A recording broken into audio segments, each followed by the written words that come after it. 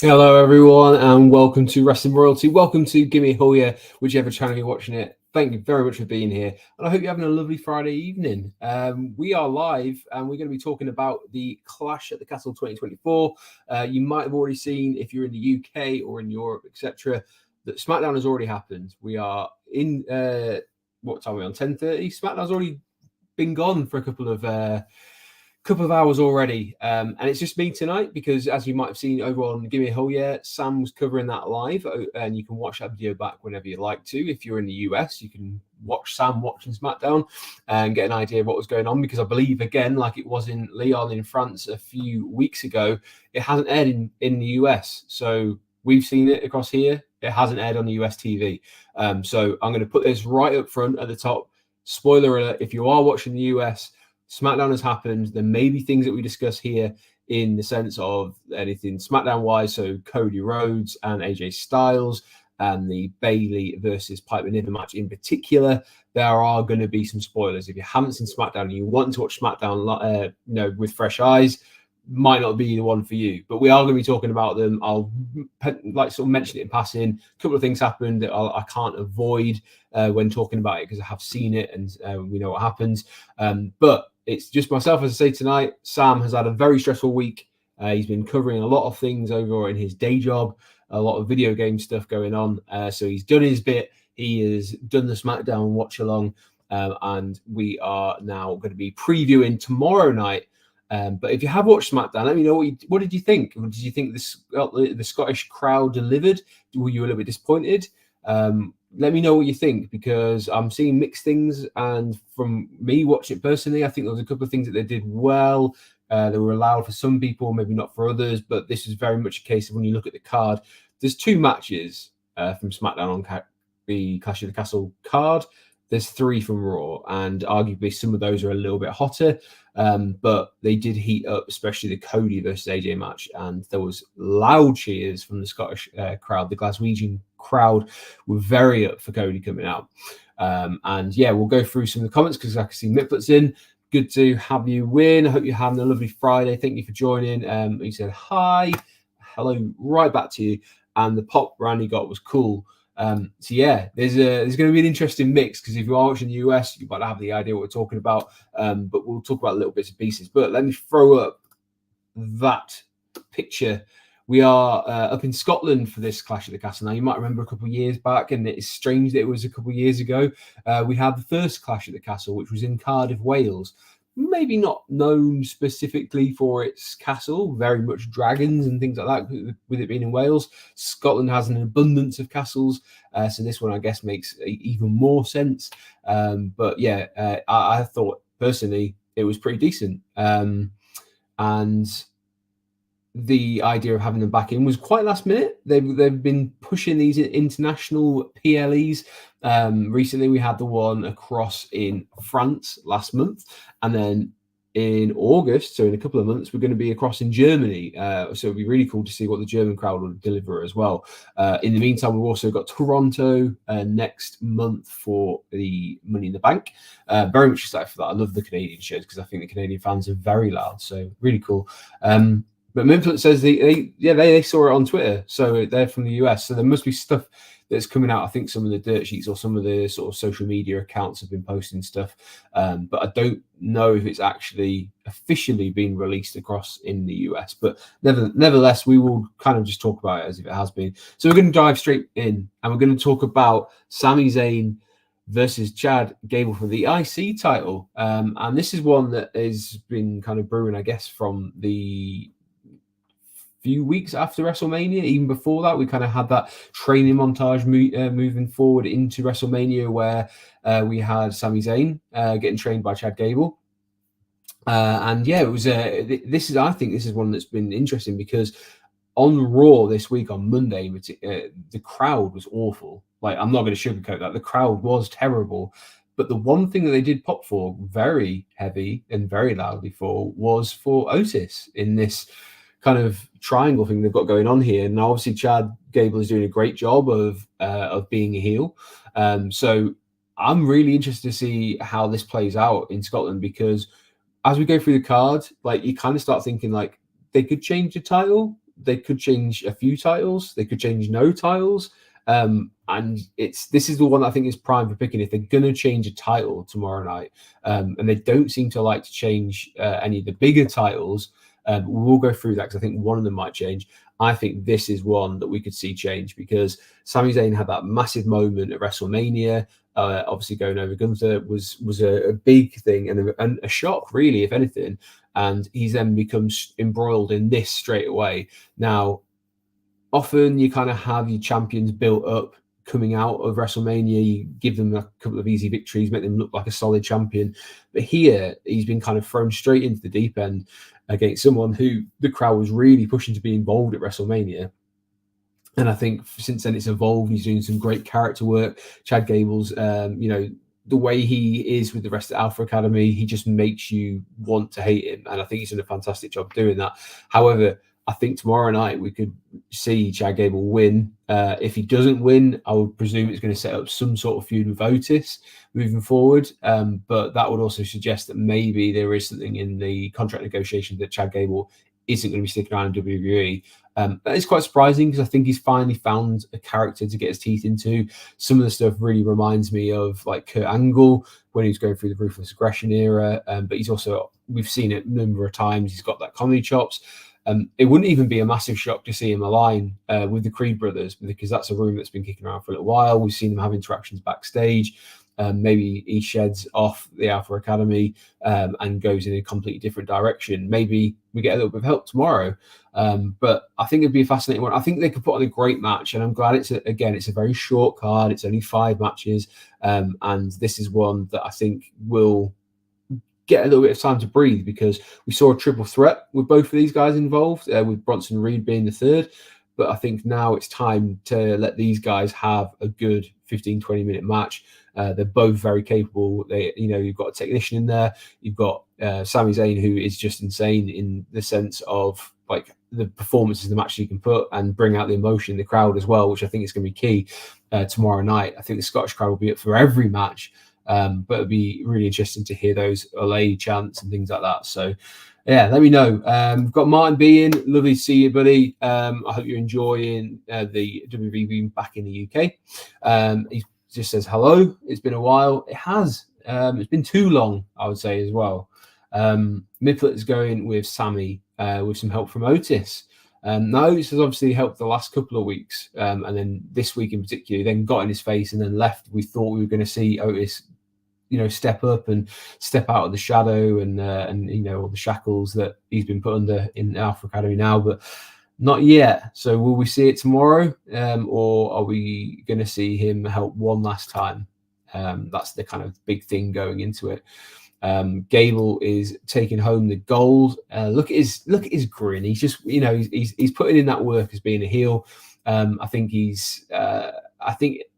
this is the time to give him the belt. I think he can do some pretty cool stuff with it and give us a heel champion with the Intercontinental title going forward as well.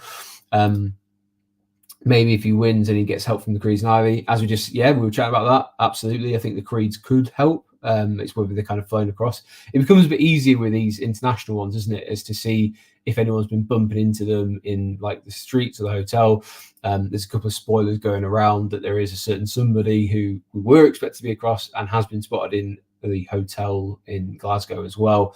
I won't be saying it and I won't be kind of highlighting it because I love people just to be able to watch it and enjoy that moment if it happens. Martin said Ivy was talking to Chad on Raw this week. Mark's in, our moderator was in as well. Good to have you in, Mark. Hope you're having a good Friday evening. Chad's 100% winning. He signed that deal pretty much. I think he's been promised the title.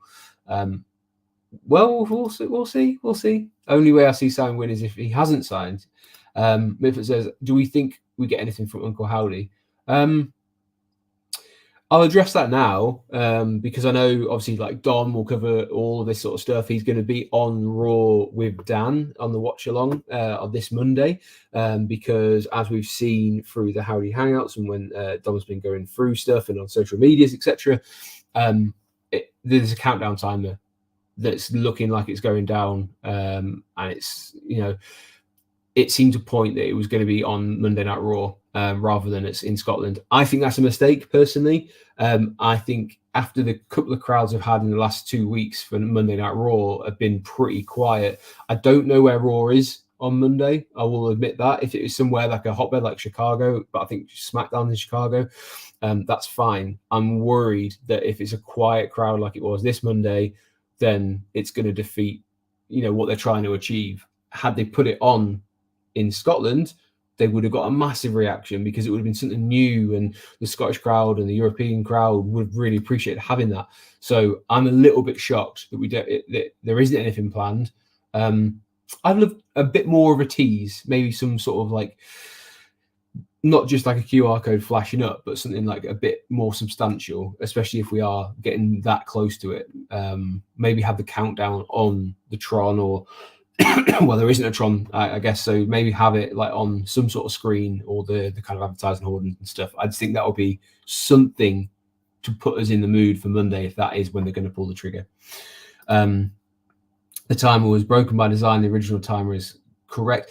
The other thing is, for me, I think it would be really cool if they've just trolled everyone and they've got a timer that's counting down to Monday, and they actually do something on Saturday night, because it would be unexpected at that point. And that, to me, would be a way to kind of get that narrative back on the storyline, and not expecting it to happen when it should happen. And that fits that narrative. Do you not think? Let me know. Do you want to see something on Saturday, or are you happy that the countdown's on and we're going to see it on Monday?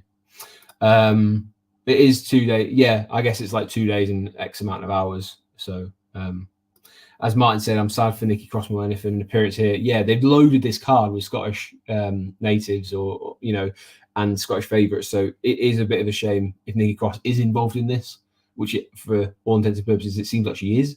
Nikki Cross seems to be like the only Scottish person who's not going to get to have a match or some sort of appearance in front of her home crowd as well.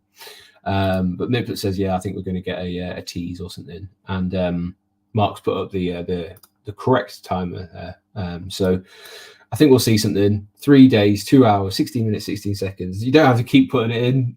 don't do it every second. But yeah, we'll go back to the card. But that's my thoughts on the Uncle Howdy stuff. I hope it happens. I don't know if we will. We have got, as I said, we've got a lot of Scottish superstars are on the card this time, which will be interesting to see which ones can actually win and take home some championship gold. Here we're going to have Bayley for the WWE Women's Championship against Piper Niven.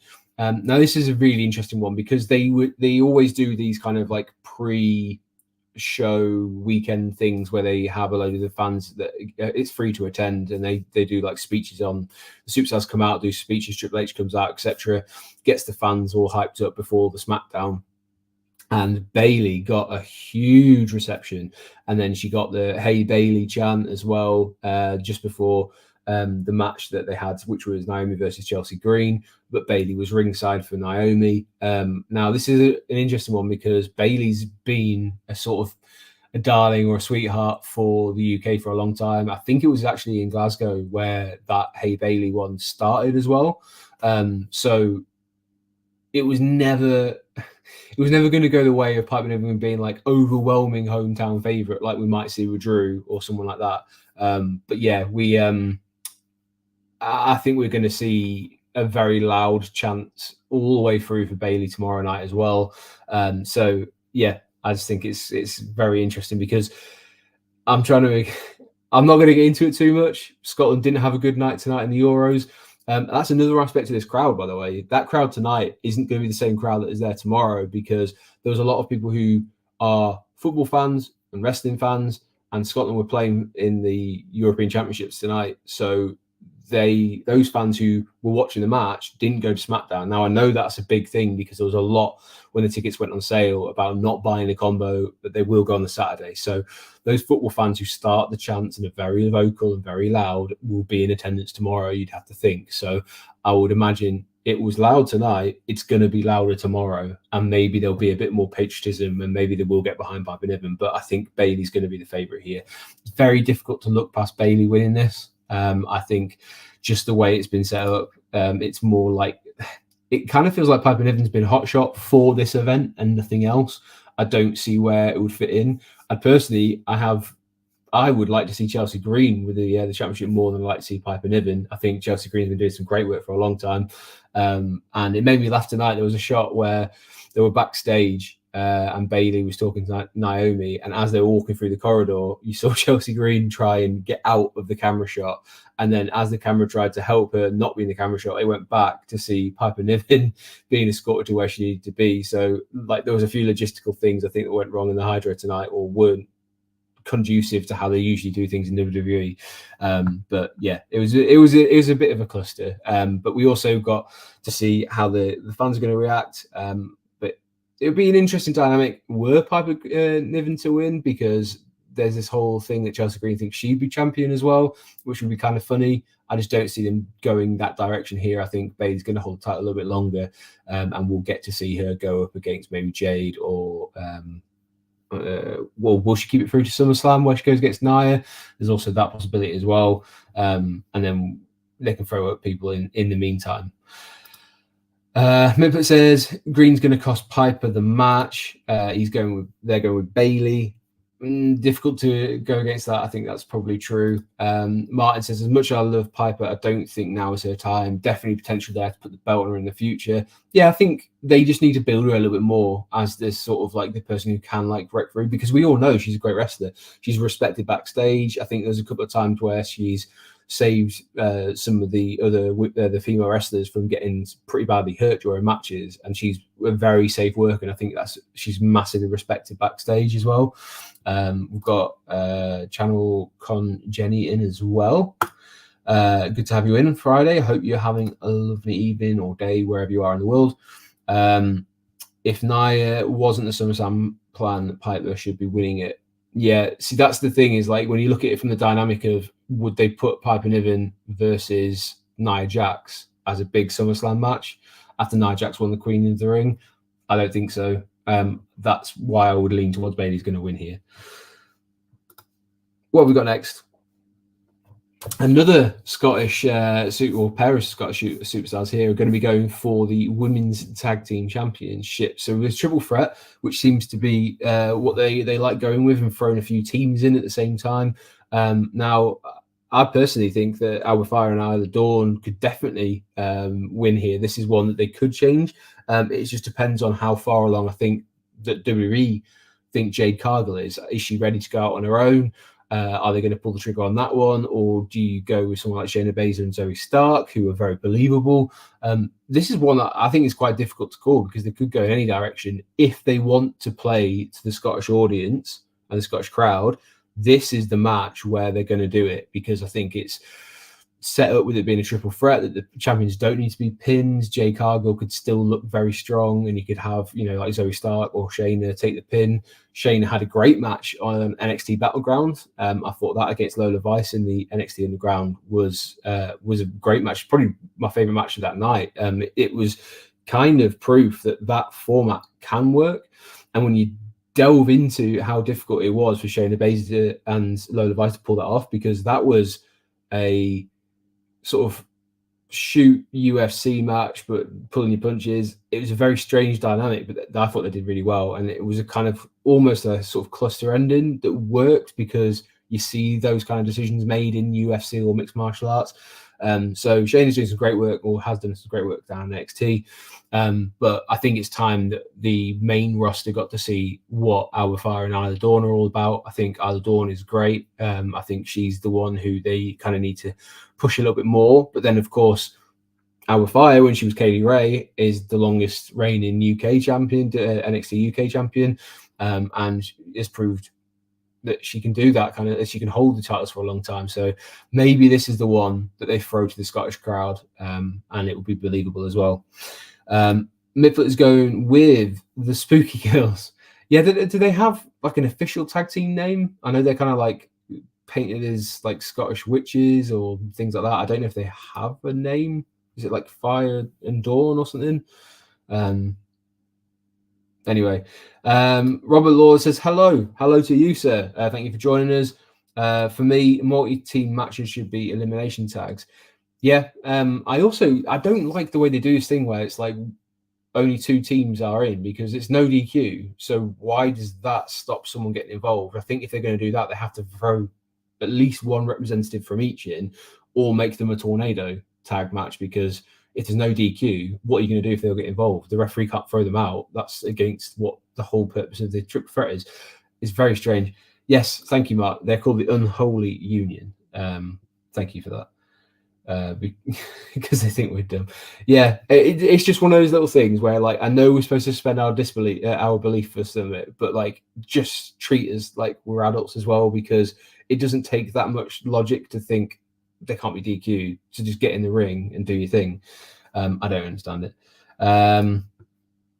Aaron says, tonight, will Baron Corbin be impersonating the wrestlers every week on SmackDown? Well, Baron Corbin had quite a big showing today. He got involved in earlier on. He got involved in the Apollo Crews match, and he was helping Apollo Crews against Legado del Fantasma. So he went full face. He's going to be a good guy moving forward. And the crowd were into him as well, which is quite funny because I know he's quite big when it comes to France. France are really big on Baron Corbin, which is quite funny that we get him instead, but never mind. I call them Fyre and Desire on SmackDown show we did. Yeah, I don't know why. I thought there was, like, maybe they did have a name like that at some point, but Unholy Union works as well, I guess. But they didn't go very well for the Unholy Union on Raw, did it? They seemed to get almost like squashed in that match out of nowhere, and they were the kind of forgotten ones by the end. So maybe that's kind of hinting that they'll have some big moment in Glasgow, and I'm here for it. We'll move on to, we've got the I Quit match between AJ Styles and Cody Rhodes for the WWE Championship or Universal Championship. They changed the name of it, however they want to call it. But for Cody's belt, this is a really interesting one because, and you're going to have to bear with me a little bit here, because there's a bit of a theory doing the rounds that Cody Rhodes put on his Instagram that his mum has come across with him to Scotland. Now, anyone who's watched anything in WWE when it comes to I Quit matches in the past needs to understand Cody Rhodes is the consummate babyface, and the babyface can't be the person to say I quit just because he gives up and it's too hard. That's against the storytelling they always try and tell. Now, because of how big a babyface it is, the only way that he's going to be able to do this, and they've targeted in the past, is if AJ Styles goes after the heart of Cody Rhodes rather than the body. And in this circumstance, if he's brought his mum across and she sat ringside, maybe we see her brought into it like we saw with Beth Phoenix, etc.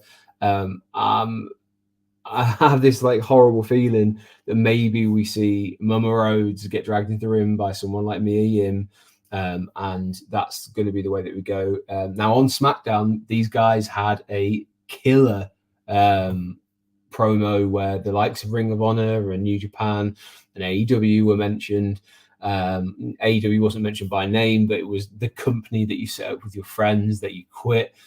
So AJ very much going after the fact that he quits every promotion he's been in, he runs away, etc. And Cody came back and said, no, I just believe in myself because that's who I am.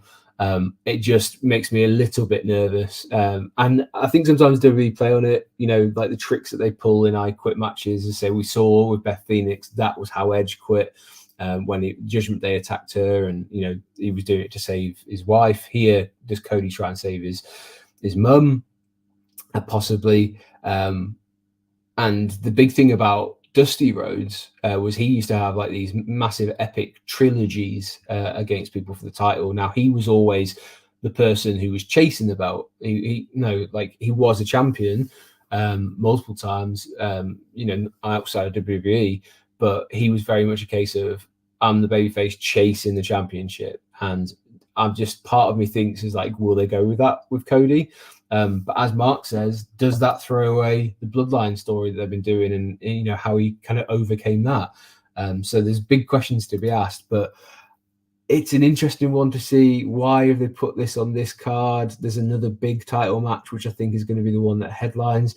But if this doesn't headline, would you change that championship? So there's a lot of questions again, like we always say, in terms of the match card and the placement on the match card, and who's going to open, close the show, etc. So Let me know, is this going to be the match where Cody Rhodes loses his title and is AJ Styles going to have one more run before he calls it a day? I do like the fact that we're seeing a different side to Cody. Cody Rhodes is very much kind of showing a bit more aggression. He's coming out swinging, which we haven't seen before. He's kind of always been that good guy who's very suited and booted, whereas like the last couple of weeks, he's been ready to go to war because he was tricked, a la Mark Henry and John Cena. But yeah, cool that they're pulling on different threads here. And I'm just interested to see, will we see any of the kind of shenanigans that we've seen at I Quit matches before, like a recording of Cody saying I quit or things like that? Will the Good Brothers get involved? Will Mia Yim get involved? Lots of questions. And I'm excited to see the answers tomorrow. But Mark says, for me, this side of Cody should have come out after the Brock story. Yeah, I guess like it probably should have come out really like prominently in the build-up to Mania when Rock was trying to take his place.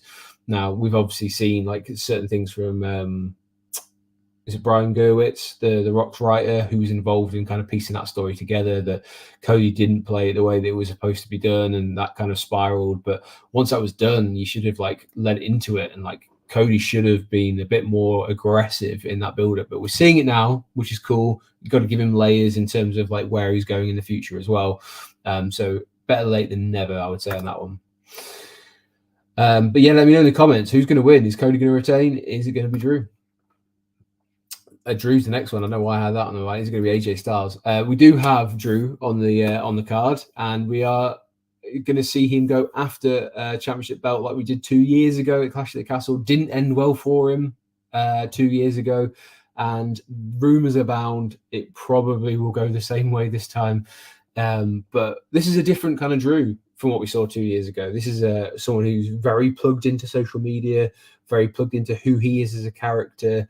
I think then he was just like sort of the good guy, the perennial good guy. And we're seeing him have this match in Wales. But this time we're seeing him with a fully rounded character. He's probably doing some of his best character work that he's done arguably ever. And he's going up against Damian Priest for the World Championship, the WWE World Championship. And I have a question for you guys. I'd love you to drop this in the comments. What sort of champion do you think Damian Priest has been so far? Do you think this is one that we are going to have to let's like build slowly, or is this one where it's just not clicking for people and it's not resonating as a champion? You know, do you need to give him a little bit longer? But I feel like this might have been one that's been booked into a corner, as Mark said. Surely Drew shouldn't be losing Clash at the Castle again, but for the Drew versus Priest story, kind of has to. I don't think it's kind of set the world alight, and part of that is because it's overshadowed by the rivalry with CM Punk. Now, do we see CM Punk again? There's rumors on Twitter, and you know anyone who kind of guessing would have thought possibly, but you then have to look ahead and then think, who are we going to see in that main event? It has to be Drew. Has to be Drew again. The crowd is going to be unbelievably behind Drew. So if CM Punk is to get involved, CM Punk is instantly becoming the heel in this one. And if he costs him, the crowd is going to go absolutely bananas. However, do they do it where CM Punk helps Drew win because he wants to take the belt off Drew? Is that a direction that we go? So there's, again, like the AJ versus Cody one, a lot of questions to be asked here. So we know CM Punk's not going to take this line down. We know CM Punk is going to be involved in some respect here, but how they do it is going to be an interesting one, because do you want CM Punk to be the heel moving forward? Do you want Drew to kind of continue being like how he's been the last few weeks? That's the kind of like the dynamic you've got to figure out of where it's going to end up. Because the other thing is CM Punk, how healthy is he? When's he going to be coming back? When's he cleared to wrestle again? Can you stretch that out to SummerSlam? Do you want to stretch that out to Money in the Bank? Is he ready by then? You know, that's the kind of questions as well that are up for this. And also then you've got Gunther, who is going to be fighting whoever the champion is at SummerSlam. Now, Gunther versus Damian Priest, does that set your world on fire? Does that make you instantly want to watch SummerSlam?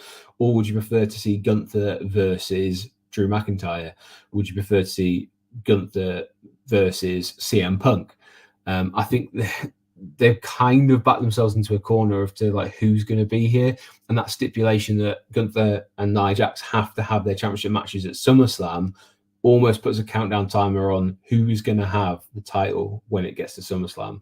So yeah, this is a weird dynamic. Again, I'd love to hear in the comments what you think about this one.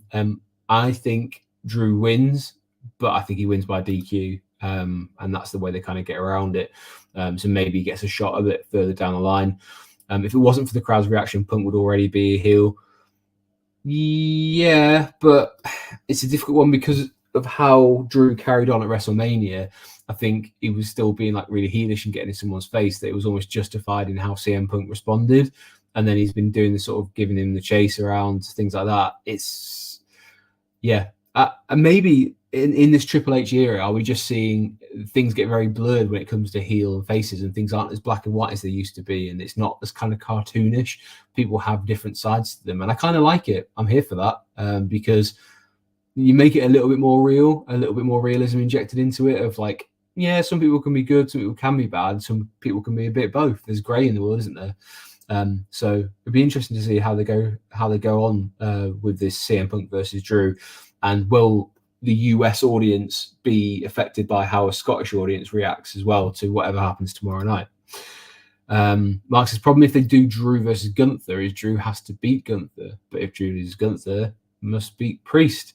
Yeah, there's so many sort of dynamics, and it's almost like they've kind of thrown things in, which I've said I'm a big fan of. Like when you go back and watch any of the Attitude Era, what I loved was whatever week you were in, there was about 4, 5, 6 people who could instantly be going after the belt, and you didn't know which one it was going to be that week or that month, and who was going to be able to have that title shot. And they were all vying for each other. They would probably cost each other the title, things like that. So I really enjoy the fact that there's more than one person who is the standout to go for that championship. So yes, Damian Priest has it, but Drew McIntyre could take that at any point. CM Punk could probably take it at any point. Gunther could definitely take it at any point.